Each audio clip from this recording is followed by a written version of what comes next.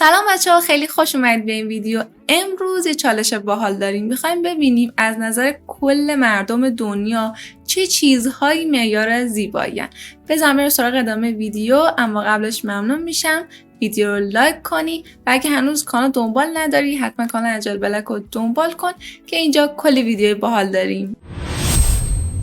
قبلش بچه‌ها توضیح بدم که اول از معیارهای کم، یعنی با درصد کم شروع میکنیم و میریم به معیارهای با درصد بالاتر که بیشتر مردم دنیا اونو معیار زیبایی میدونن. اولین مورد که فقط 30% از مردم کل دنیا اونو معیار زیبایی میدونن سیبیل بچه‌ها، که البته اینجا مشخص نکرده که چه نوع سیبیلی. ما انواع اقسام سیبیل داریم و اگه منظورش همین سیبیله قشنگه، خوبه، چیز خوبه. دوم مورد که 33% از مردم اون رو معیار زیبایی میدونن داشتن موی قهوه‌ایه، که میگه که بیشتر مردم دنیا موهاشون یا مشکیه یا قهوه‌ایه و جزء حالا فیوریت هاست که مردم اون رو دوست دارن و معیار زیبایی میدونن. مورد سوم که 35% از کل مردم دنیا اون رو معیار زیبایی میدونن رگ‌های دست، رگ‌های ساعد و کلاً دست، که بچه‌ها شما هم تو کامنت ها بنویسید به نظر شما کدوم یکی از این موردا از همه مهمتره و اصلا چه چیزیه که به نظر خودتون یه معیار زیبایی، حتما تو کامنت ها بنویسید. مورد بعدی که 36% از کل مردم دنیا اونو قبول دارن چشم قهوه‌ایه، که اینم میگه بیشتر مردم دنیا چشمشون رنگ قهوه‌ایه و یه چیز جذاب و هاتیه. بعدی 40% از مردم دنیا اونو معیار زیبایی میدونن شکم تخت. حالا نمیدونم منظورش حالا سیکس پک یا اینکه فقط شکم تخت. میگه 4 یا 5 نفر از 10 تا زن اون رو معیار زیبایی میدونن. کلا برای همه آدما، چه زن چه مرد، کلا چیز خوبیه و اینکه سلامت دیگه. اگه اضافه وزن داشته باشی یعنی اینکه یه کاری جای کار میلنگه، یا مثلا کبدت مشکل داره، یه مشکلی هست، یعنی که اصلا ورزش نمی‌کنی و به نظر برای همه مردم چیز مهمیه و برای سلامتشون بیشتر. بحث زیبایی به کنار، برای سلامت خیلی مهمه واقعا. خب بعدی میگه 42% از مردم دنیا ابروهای اصلاح شده منظورشه، که ابرو مثلا ابروی ترتمیز و اصلاح شده، که خب این هم که همه انجام میدن دیگه، فرقی نداره زن و مردا دیگه همه انجام میدن، اوکیه. بعدی میگه 43% از مردم کل دنیا ریش رو معیار زیبایی میدونن و میگه برای زنای چیز خب جذابیه. کلن ریش جزء چیزایی که خیلی زیاد چهره مرد رو تغییر میده و فکر میکنم تقریبا میشه گفت به اکثر مردم میاد، به جز یه عده خاصی که بدون ریش خیلی بهترن و قیافشون جذابتره. بعدی 49% میشه بگیم نیمی از مردم دنیا اعتقاد دارن که برای زنها موی مجعد، موی فر چیز جذابیه، که واقعا هم قشنگه. یه جور به موها یه حالت باحالی میده دیگه، موها رو زنده تر و باحالتر میکنه. بعدی هم که دقیقا نیمی از مردم، 50% از مردم معتقدن که دماغ کوچولو معیار زیباییه، که خب میشه گفت تقریبا چیز قابل توجهیه. بعدی میگه 54% از مردم چشم بادومی، فکر میکنم منظورش چشم کشیده باشه. چشم بادومی که میشه چینیا و ژاپنیا. احتمالا فکر میکنم منظورش چشم کشیده است، چون خودشون هم دوست ندارن چشمشون بادومی باشه و یه جورایی میکاپ میکنن که چشمشون یاد کشیده در نظر بگیرن. میکنم منظور هم چشم کشیده است، که 54% از مردم به نظرشون چشم کشیده چشمای زیبا و جذابیه.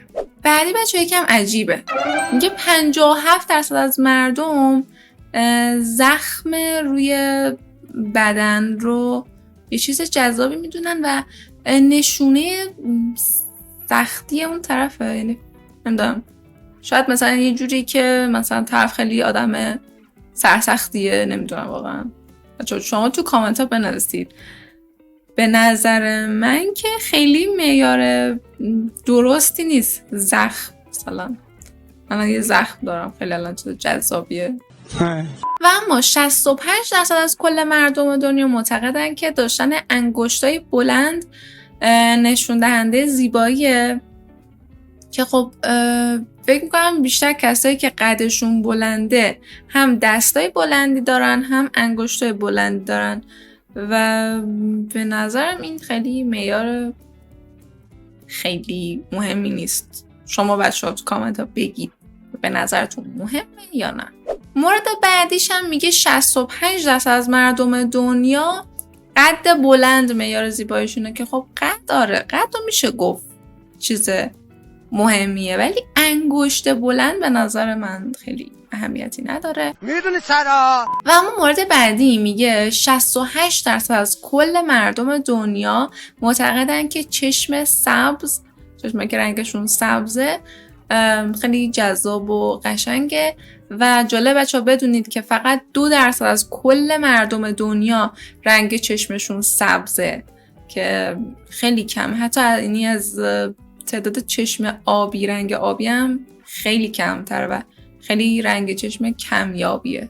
میگه 70% از کل مردم دنیا ابروهای تیره. حالا فکر میکنم که ابروهایی که مثلا توش براش بکشی و آرایشش بکنی، فکر میکنم منظورش اینه که معیار زیبایی میدونن. بعدی هم میگه 72% از مردم کل دنیا چشم بیضی رو معیار زیبایی میدونن. اوایلی که داشتیم پیش میرفتیم چشم کشیده رو داشتیم، اینجا 72%، یعنی خیلی تعداد بیشتری چشم بیضی رو معیار زیبایی میدونن. بچه شما بگید به نظرتون چشم کشیده یا چشم بیضی؟ بعدی میگه که 75% این چکمومک هایی که اینجای صورت بعضی دارن اونو معیار زیبایی میدونن، که چندین سال پیشم یه حالا ترندی بود که بعضیا صورتشون میذاشتن، ولی به نظر من همون حالت طبیعیش، این که بعضیا خودشون دارن قشنگ بود. این که بعضیا خودشون اضافه میکردن یه جور مصنوعی و یه جوری بود، همون حالت طبیعیش قشنگ بود. درود به مرام دود. و اما 81% از کل مردم دنیا همینجور بچه داره رقما میره بالاتر. پوست برنزه رو معیار زیبایی میدونن. من یادم کوچیک که بودم خیلی این یه چیز خیلی ترندی بود که همه میرفتن پوستشون رو برنز میکردن که همه یه شکل شده بودن. اینجوری واقعا قشنگ نیست.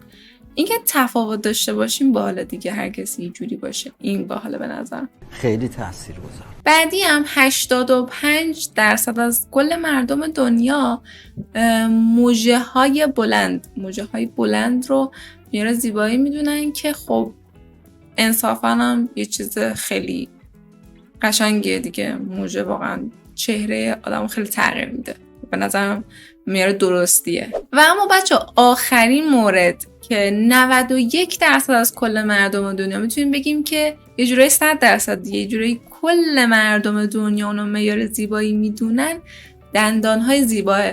پس نتیجه میگیریم که مراقب دندونمون باشیم و از همه این چیزایی که از اول ویدیو گفتیم دندون چیز مهمتریه. به به. اما بچه‌ها اینو بدونید که هر ویژگی که دارید، هر رنگ چشم و ابرو، هر ظاهری که دارید، شما برای خودتون منحصر به فرد و خوشگلید. فقط اینا یه سری حالا عدد ارقام بود که بعضیا از نظرشون این چیزا قشنگه. پس فکر میکنم که اصلا مهمتر اینه که همونجوری که هستیم خودمون رو دوست داشته باشیم و خودمون رو با بقیه مقایسه نکنیم. مرسی که تا آخر ویدیو بچه همراه من بودید. خیلی خیلی دوستتون دارم. تا ویدیو بعدی خداحافظ.